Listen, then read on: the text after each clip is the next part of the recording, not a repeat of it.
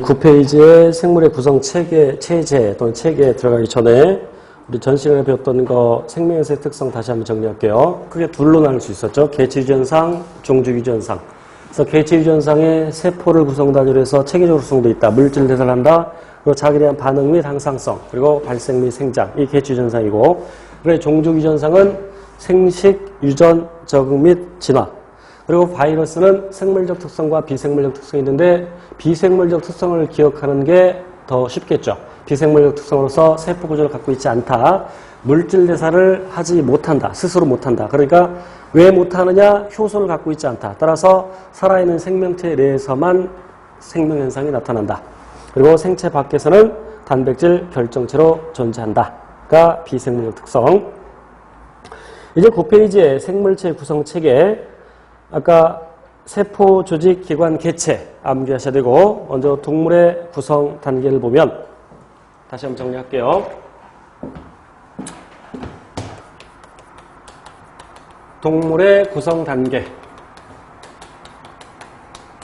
세포를 기본 단위로 해서 다시 한번 강조하건대 구조가 기능을 결정한다.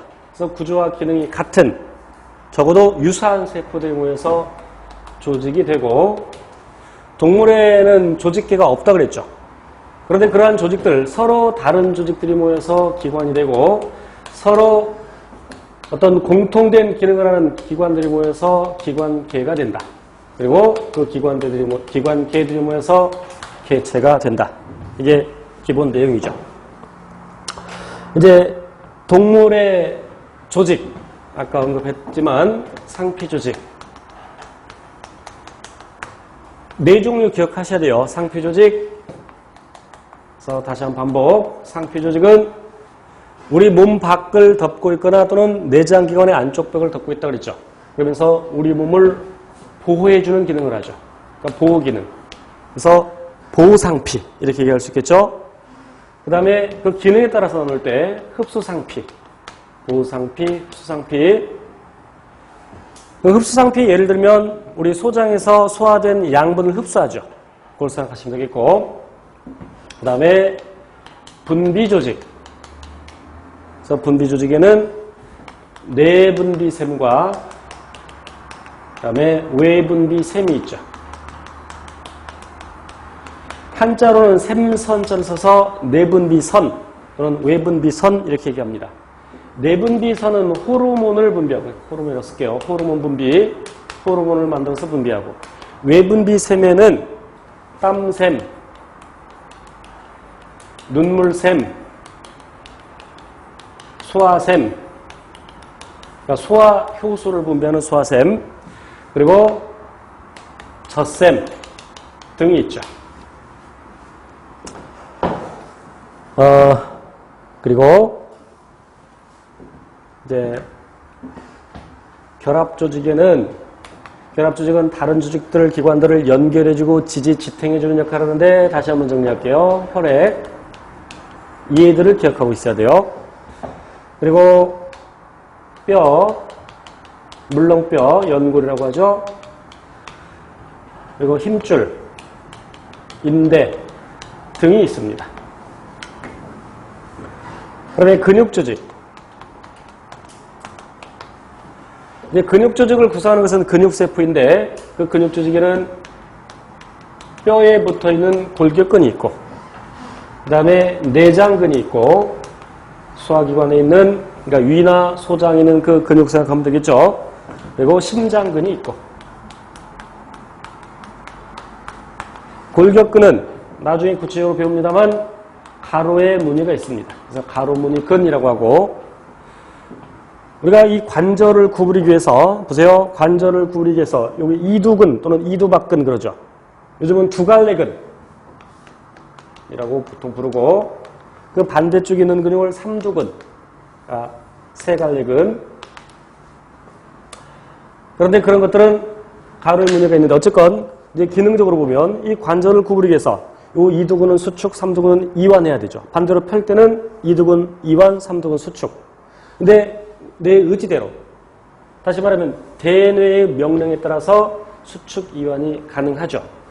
그러한 근육을 수의근이라고 합니다. 대뇌 명령에 따라서 수치교환이 가능하죠. 내장근은 가로의 무늬가 없습니다. 그래서 민무니근이라고 하죠. 내장근을 내 마음대로 움직일 수 있어 없어? 없죠. 그래서 불수의근이라고 합니다. 심장근은 구조적으로는 골격근과 같은 가로무늬근인데 기능적으로는 불수의근입니다. 심장 근육은 엄마 뱃속일 때 심장이 만들어지고 일단 한 번 뛴 다음에는 죽기 전까지 계속 뛰죠. 우리가 20여 년 또는 30여 년 살았는데 심장은 단 하루도 쉬지 않고 계속 뛰었죠. 너무나 고생을 했어. 오늘 하룻밤만 좀 쉬자. 그럼 어떻게 돼? 죽는 거야. 내 마음대로 조절이 안 돼. 그래서 예전에 심장근이 시험에 한번 나온 적이 있죠. 매우 쉽죠. 이 정도는. 자, 그 다음에 신경조직이 있는데, 그래서 신경조직을 구성하는 세포를 뉴런이라고 합니다. 신경세포를 뉴런이라고 하고, 나중에 구체적으로 배우고, 이 조직들 중에서 다른 조직기관을 통합해주는 것이 신경조직이죠. 아까 항상 자극에 대한 반응 얘기를 했는데 그 자극에 대한 반응이라는 것은 신경조직이기 때문이죠. 그리고 항상성은 아까 일정한 상태 유지한다고 그랬어. 그런데 항상성 유지가 무엇에 의해서 일어나느냐? 신경과 그리고 호르몬에 의해서 유지가 되죠. 나중에 또 구체적으로 배워요. 그러니까 이제 기관 차원으로 얘기하면 개 차원으로 얘기하면 신경계 내분비계 이렇게 얘기하죠. 신경계 내분비계가 항상성 유지에 관여합니다. 그래서 거기 이제 동물의 기관, 아까 소화기관을 예를 들었는데 입, 식도, 위, 소장, 대장, 항문, 간, 이자, 쓸, 계령을 다 각각을 소화기관 이렇게 얘기하고 다시 한번 강조하건데 서로 다른 조직들이 모여서 기관이 되고 그런 기관들이 모여서 통합된 기능, 공통된 기능을 할 때 기관계라고 하고 그래서 소화계, 순환계, 호흡계, 배설계, 생식계 그래서 우리 책에 일부만 나와 있습니다만 대학 교재는 11개의 계로 나누고 있죠. 여기 세볼까? 소화, 순환부터 하나, 둘, 셋, 넷, 다섯, 여섯, 일곱, 여덟